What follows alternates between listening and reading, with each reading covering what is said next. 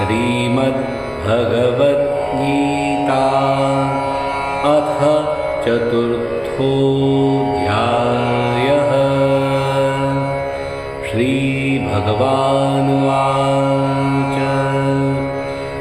इमं विवस्वते योगं प्रोक्तवानहमव्ययम् विवस्वान्मनवे प्राह मनुरिक्ष्वाकवे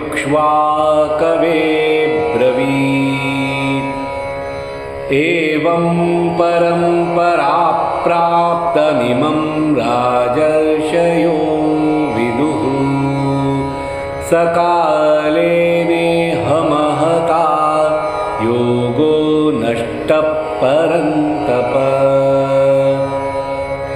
स एवायं मया तेद्य योगः प्रोक्तः पुरातनः भक्तोऽसि मे सखा चेति रहस्यं ह्येतदुत्तमम्।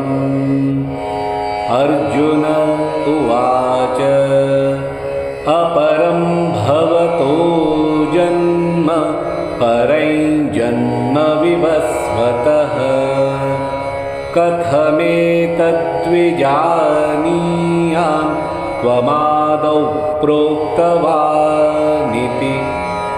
श्रीभगवानुवाच बहूनि मे व्यतीतानि जन्मानि तव चार्जुन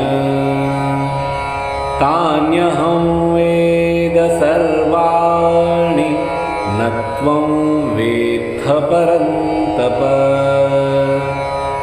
अजोऽपि सन्नव्ययात्मा भूतानामीश्वरोऽपि सन् प्रकृतिं स्वामधिष्ठाय सम्भवाम्यात्ममायया यदा यदा हि धर्मस्य ग्लानिर्भवति भारत अभ्युत्थानमधर्मस्य तदात्मानं सृजाम्यहम्।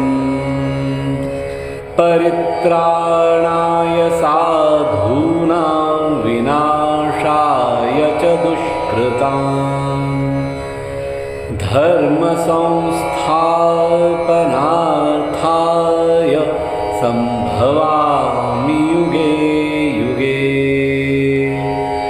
जन्म कर्म च मे दिव्यमेवं यो वेत्ति तत्त्वतः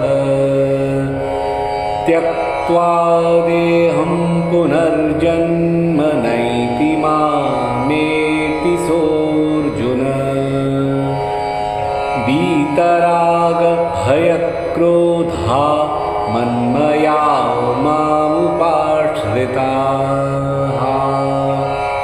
बहवो ज्ञानतपसा पूता मद्भावमागताः ये यथा मां प्रपद्यन्ते तांस्तथैव भजाम्यहम्। मम वर्त्मानुवर्तन्ते मनुष्याः पार्थ सर्वशः काङ्क्षन्तः कर्मणां सिद्धिं यजन्त इह देवताः। क्षिप्रं हि मानुषे लोके सिद्धिर्भवति कर्मजा चातुर्वर्ण्यं मया सृष्टं गुणकर्म विभागशः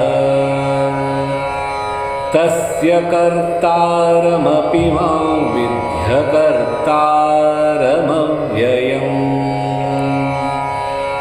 न मां कर्माणि लिम्पन्ति न मे कर्मफले स्पृहा इति मायोऽभिजानाति कर्मभिर्न स बध्यते।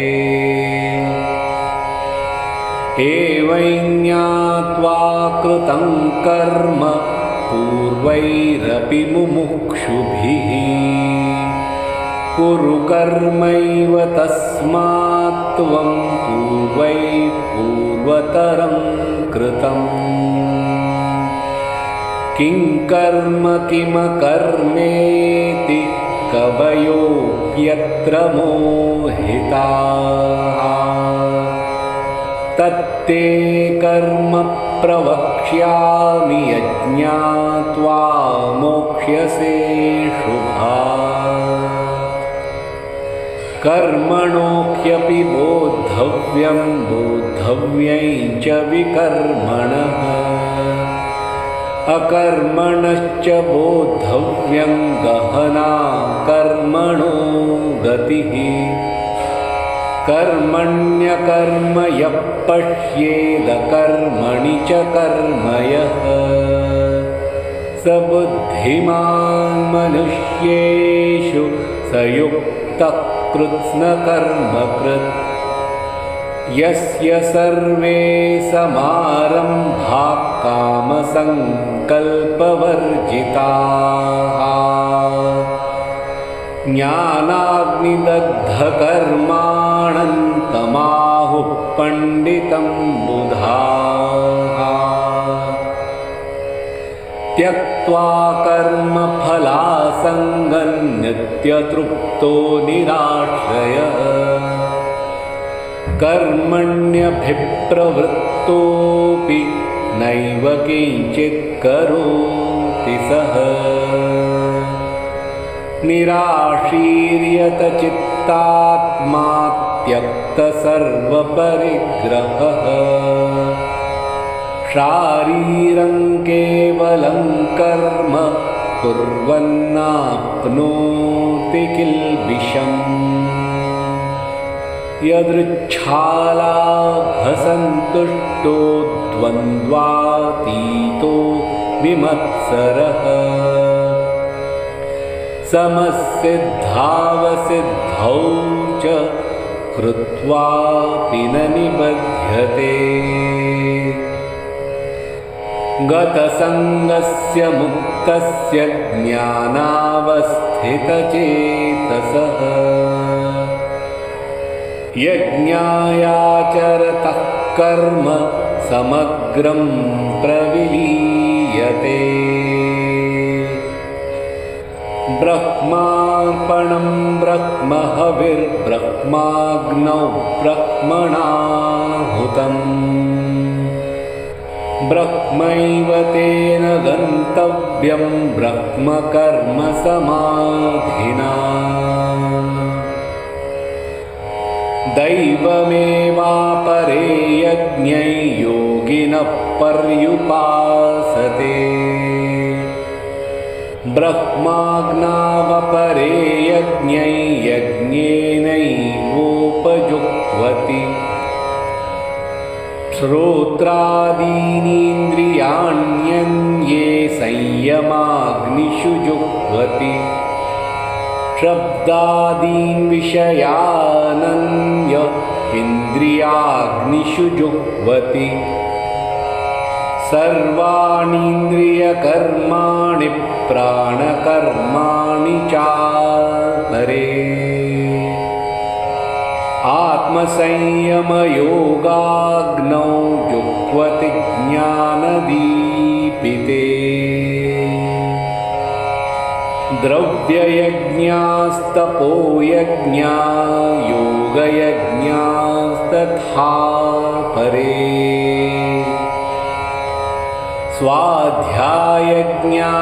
स्वाध्यायज्ञानयज्ञाश्च यतयः संशितव्रताः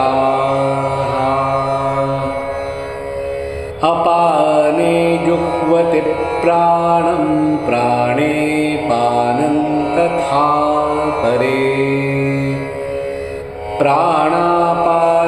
प्राणापानगतिरुद्ध्वा प्राणायामपरायणाः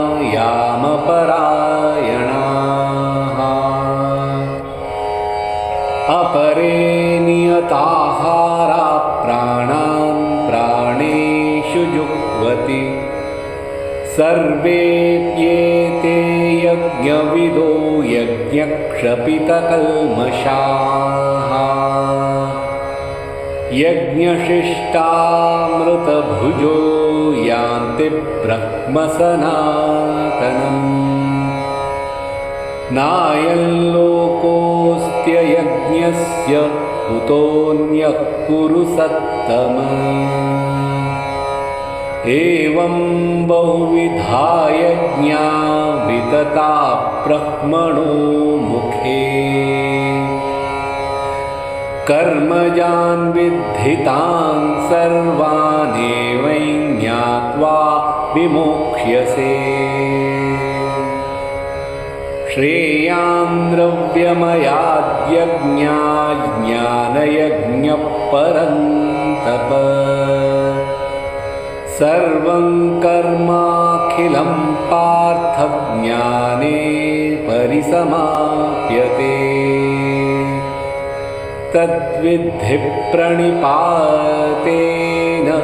परिप्रश्नेन सेवया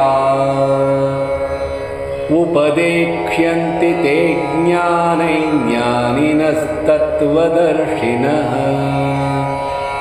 यज्ञात्वा न पुनर्मोहमेवं यास्यसि पाण्डव येन भूतान्यशेषेण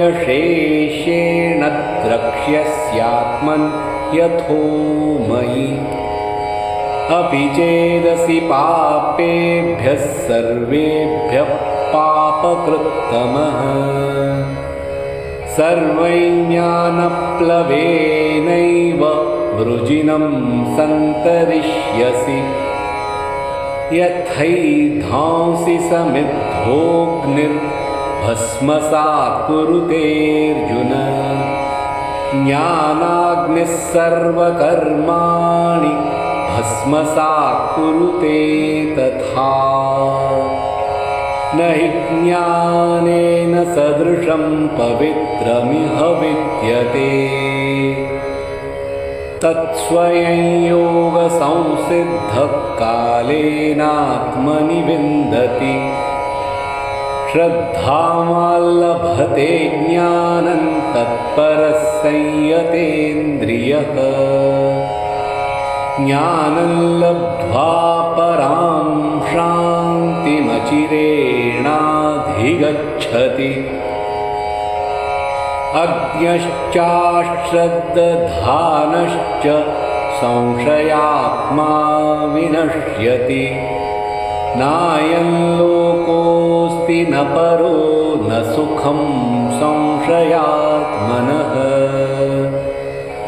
योगसन्न्यस्तकर्माणि ज्ञानसञ्छिन्नसंशयम् आत्मवन्तन्न कर्माणि निबध्नन्ति धनञ्जय तस्मादज्ञानसम्भूतं हृत्स्थं ज्ञानासिनात्मनः छित्त्वैनं संशयं योगमातिष्ठोत्तिष्ठ भारत ॐ तत्सदिति श्रीमद्भगवद्गीतासु उपनिषत्सु ब्रह्मविद्यायां योगशास्त्रे श्रीकृष्णार्जुनसंवादे ज्ञानकर्म सन्न्यासयोगो नाम चतुर्थोऽध्यायः।